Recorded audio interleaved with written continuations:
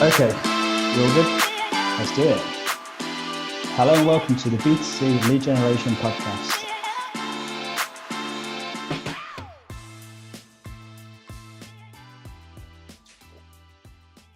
Welcome back to the B2C Lead Generation Podcast. My name is Daniel Hopewell here with Simon Delaney, and this is episode 53, Level Up Your Lead Nurturing. And if you listen to our first podcast of the year, which is a month or so ago, you will know one of the predictions we had for 2022 is that lead nurturing will become more important than ever this year.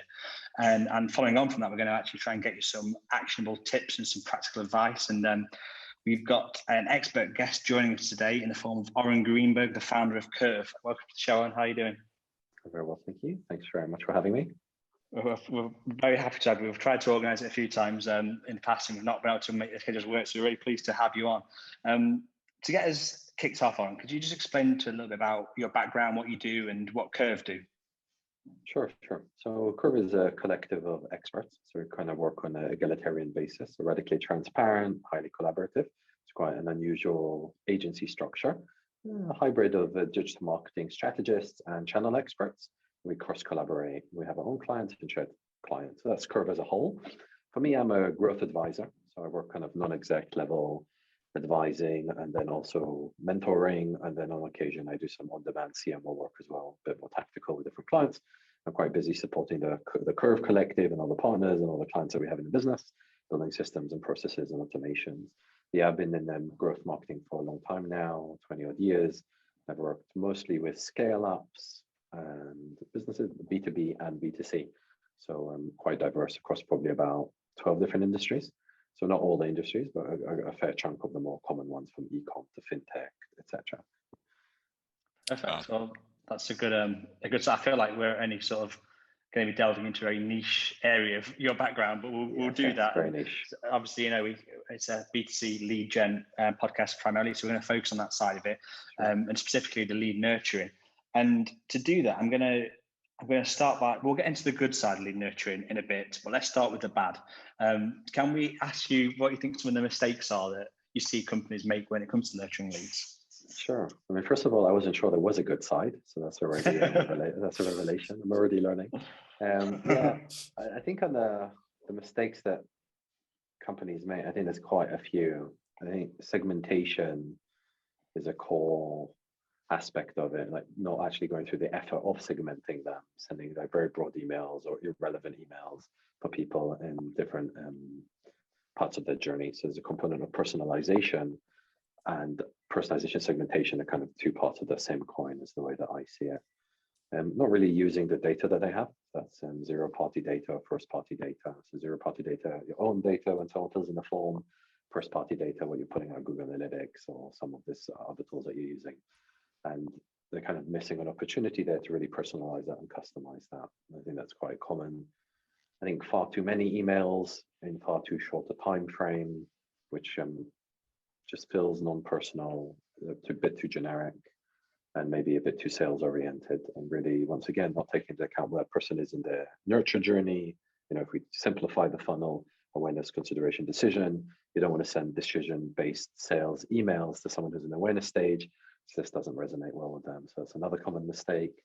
I think a lot of this come about as a symptom of the power of automation from a lot of different email marketing tools over time. And I think people are just not upskilled in it, or they're not really receiving it. They're not the recipient of the email sequences that they're setting up. I think they're also under a lot of performance pressure to try and drive a result. And one of the instincts is, okay, let's send more emails. But actually what you do is you increase the churn. So maybe you'll have a short-term impact, but then long-term you're churning through your email list. That's going to impact deliverability, which is not positive. If people aren't opening your emails, that's not good. Or people are unsubscribing on alarming rates because you're bombarding them. And so those are some of the kind of the big picture, most common issues that I come across in the lead nurturing. Yeah, I think one of the things you mentioned as well with the awareness, consideration, decision, what can also happen is they'll, let's say people are buying purchasing intent leads anyway, or driving them in some way, and the ones that don't convert, they might drop out of the decision stage, and actually they've moved back to awareness or consideration. They don't actually allocate that.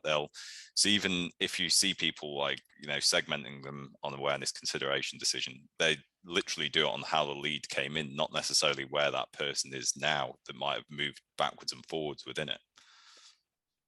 Yep, I think that's definitely part of, like, you know, what is the origin. I think that's also part of the complexity, because if you do have multiple channels and multiple sources, and the problem is also we create linear journeys, but people are not linear in the way that they actually move around. That's like very convoluted and very complex and very chaotic.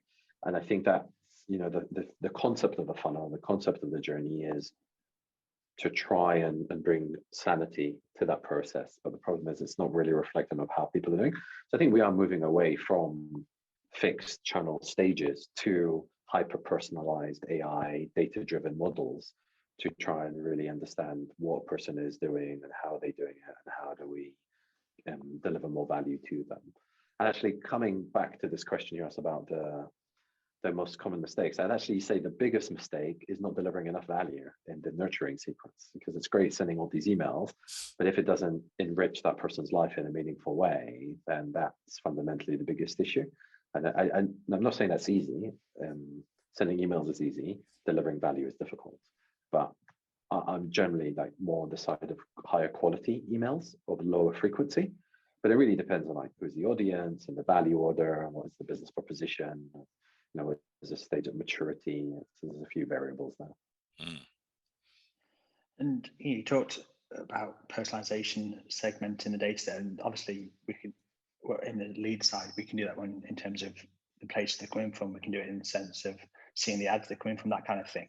But one thing we talk about, and we talked about it on a podcast recently, was progressive profiling. So asking people questions, we can actually segment it based on that. My question to you is, and for people listening, how do you get people to actually answer these questions? Because it's quite difficult to get people to actually want to answer a lot of the time, but do you think any good incentives to sort of encourage that? Yes, I think there's a difference between getting data and getting the right data. And the right data is not about the number of questions, it's about the right questions that are meaningful. And now progressive profiling, what people are trying to do is, well, I need more data, because the more data I feed it into my AI engine and I get more personalized recommendation, and it's actually kind of overcomplicating things, especially if you are manually creating these different sequences. What you really need to understand is what is the most important information I need. So that already makes it easier, because you ask less questions, you're more likely to get an answer. And I think the second one goes back to what I was saying about value, is that you have to deliver something to them to get them to fill in that form. And typically, you know, the concept of progressive profiling came about, originated from downloading a lead magnet, right? Like a white paper, an ebook, an offer that educates someone. And every time they go and they download another piece of content in that educational journey, they're giving you in exchange for that insight or knowledge, because it costs a lot of money to produce this content, they're giving you their data. And then you're creating a more clear view of them to be able to personalize that journey for them further down the line. I think the problem is that's been abused. And a lot of people, they just get too many emails or too many sales requests when they're too early in their educational journey.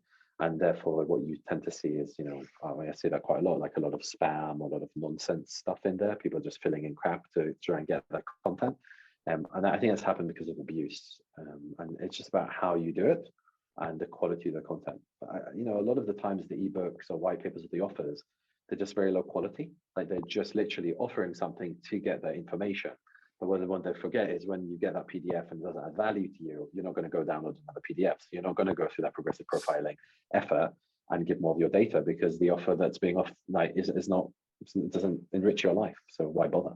So I think there's a few issues. Just to sum it up, you're going to have less questions about the right questions. You're going to make sure you're delivering meaningful value, but you got to think of how you're adding value on each step of that process for your prospect, not just that one-off ebook or white paper and hoping that it just kind of cuts it. So once again, more the quality side of progressive profiling, very much aligned to my previous point around higher quality on the emails that you're sending through, and this whole part and parcel of that whole thing, which is the customer experience.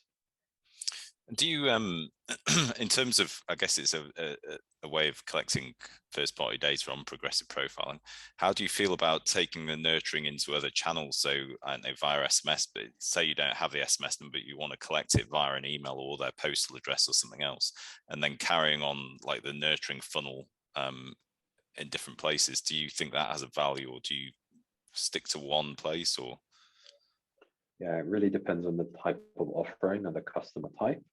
For example, let's say you're a booking service and you've booked an appointment. It makes sense that you send me an email reminder, but it makes more sense you send me a text message because I'm about to show up to this appointment with this person, like a hairdresser or a massage or whatever it is. And the immediacy of a text message, because everyone's always on their phone, you're going to get a text message because it beeps, so it commands your attention in a way that email doesn't, right? And also, if you look at how many text messages we're getting nowadays compared to how many emails we're getting nowadays, kind of cuts through the noise.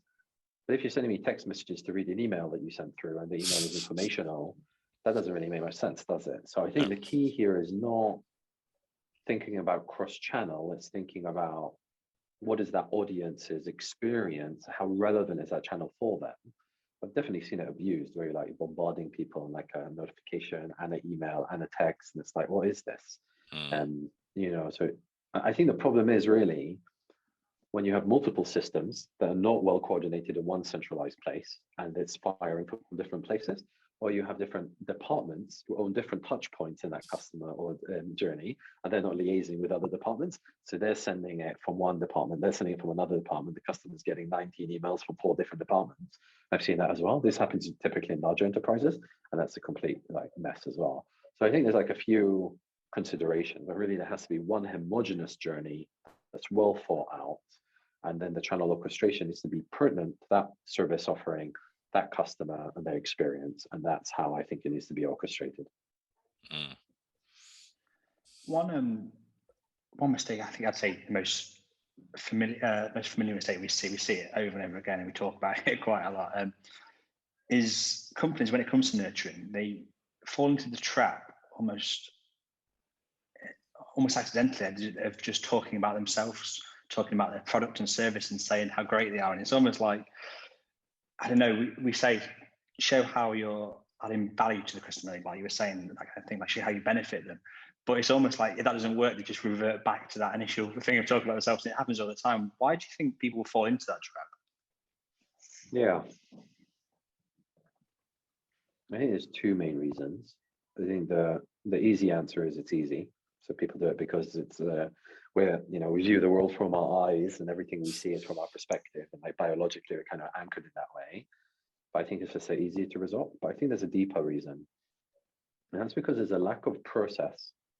And the lack of process is a symptom of a lack of knowledge and experience. So really it's a lack of experience and knowledge creates it. But the lack of process is there's not enough real in-depth research that's done of the customer. There's no ongoing qualitative and quantitative insight that's being drawn that's customer-centric, extraction of their needs, extraction of their pains, tailoring that to different messages, testing that out. There isn't really rigor to the methodology, and there's a lack of data, of information to create a more impactful experience for the customer. And because of this lack of process or symptom, people just resort to the speaking about us. But really it's typically the way I see it is the people who are sending these emails, if you look at the job title, it's like a junior marketing exec. So someone hires someone to just send the communication to the customers. And you're like, why? Well, because we want to be top of mind. And that's logical. It's sensical to be top of mind. It's important to remind customers we exist. But it's only one of the key pillars of building a meaningful relationship. It's just one aspect. And it's the most superficial aspect.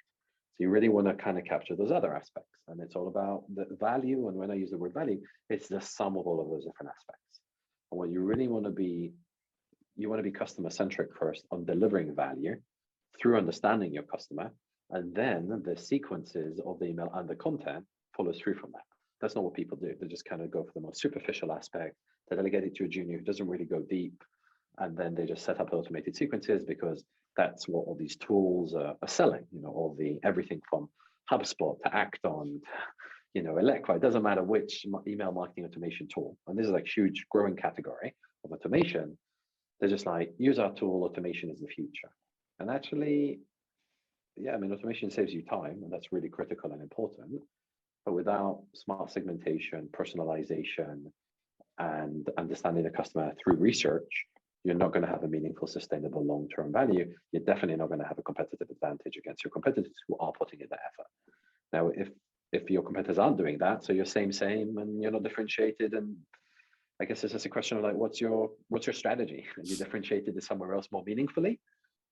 Because if that's like if nurturing your leads, it's kind of mad to say, but if that's not where your growth is coming from, then don't put the effort and energy there. And that's possible. I've seen businesses where digital is a small part of their business, large part of their business is offline, and the digital lead nurturing is not so significant. So fine, don't put the energy there. Put that energy in the offline components of your business. If you are an e-commerce business or digital business, lead nurturing is fundamental, like a key essential part of you driving revenue and growing your pipeline. So how can you afford not to be smarter around it? And when I say smarter, it's not increase your IQ. I mean, educate yourself, right? Listening to this podcast, you're educating yourself. And this is a specialized area. So if you feel like, oh, this is just another thing I need to get done on my to-do list, just recognize it's going to take time to crack it, like many other areas of the complexity of the marketing engine, right? It's a specialized area. Lead nurturing is you need the knowledge and experience to know how to do that well. You have to research it, you have to apply yourself. That's hard to do when you're doing 16 other things as a marketing manager, a VP of growth, CMO, etc. So really, I think an aspect of why people aren't doing it or why they resort to it, like, attention spans are very thin nowadays. Everyone's a bit overworked, a bit stressed out, a bit tired. It goes back to being easy. It's easy. It's really interesting, a couple of points you made. So one is on the technology. So one of the problems I always think is they always have the templates for the perfect lead nurturing journey. And what everyone does, or the junior marketers, like you were saying, is they'll pick the templates up, just adapt a couple of the words, phrases here and there, dump their product or vertical in, and then set the 12 sequences of emails to go. And what happens is, exactly like you said, no one is any different. Everyone's doing exactly the same thing. But I had one of our clients asked me about lead nurturing who did life insurance. They said, it's a heavily saturated market. It's a non-emotional product. No one cares about who they go with. They just want the cheapest price, whatever. And they said, what could we do? I was like, well, why don't you ring up 6 of your customers, just ask them, why did they buy it? What necessitated them buying it? Why did they choose you? And get all the answers down, and then go and research all your content, pick out all the best stuff that's actually adding value to people. Even if you had it behind a gateway before, take it out of it, and then research on the internet and get all that information to do with your vertical that's adds value, and start organizing it all together. And they still couldn't sort of see well, yeah, everyone knows this. And that's the point. They don't. It's like you were saying, they don't, you're giving value to people. It's stuff that you might know that's deep within you that you can't get out, but you've got to find this stuff and give value to people. That's the sort of key. And like you said, a lot of companies really, really, really struggle with it. They just can't understand the beginning process of it and things. It's super specialized. I mean, we have a partner in a collective. That's all she does. She just does research, positioning, and messaging. And she does very large projects with different, she also does small projects and group coaching, and she teaches in-house marketers how to do this. But this is exactly, she has a rigorous process. It's literally all she does. So, it's so specialized that she can do this and just do a fantastic job helping multiple businesses just with that area. So, you can do it quite shallow, light touch, or you can go really deep and do it properly and effectively. I think it really, and the question is where am I? Where should I be on that spectrum?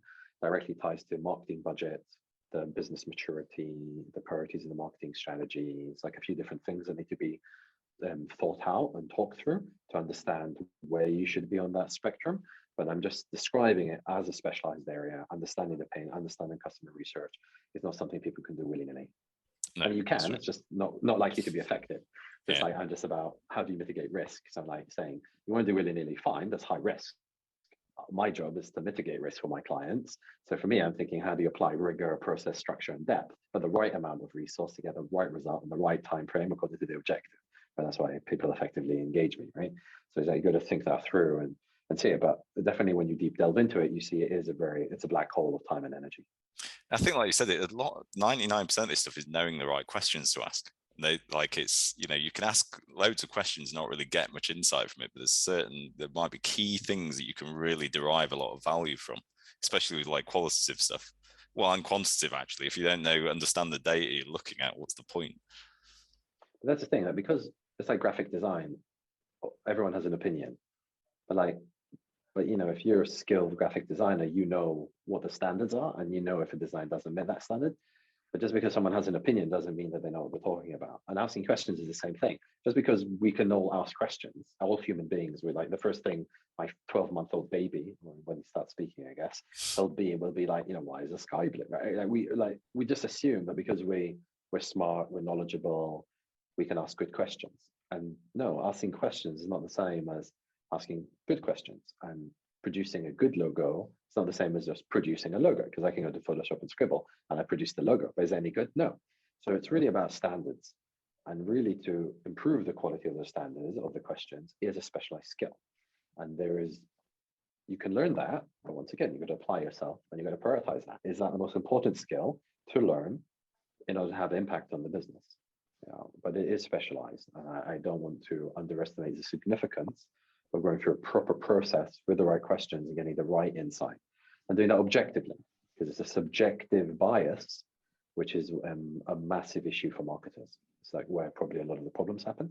And I'd say the majority of problems that I see is, you can categorize it as two things. One of them is assumptions, and the second is subjective bias. And those two are the biggest problems for why results don't materialize. And then once again, there's two symptoms of lack of experience and lack of knowledge, right? So there's a foundational reason for why those two things happen. Cool. That's a really interesting point, actually.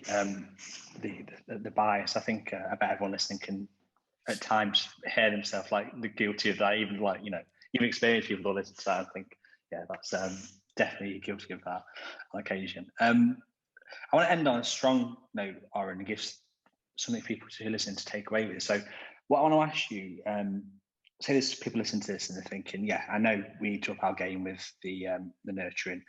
They're aware of it, but are they going to start today? What are some actionable tips, even just one or two that you think are the most important they can take with them and think, right, this is how tomorrow I can start moving my lead nurturing up a level? Yeah. The way I used to answer this question is I used to start going into the tactical components, or like giving tangible tips.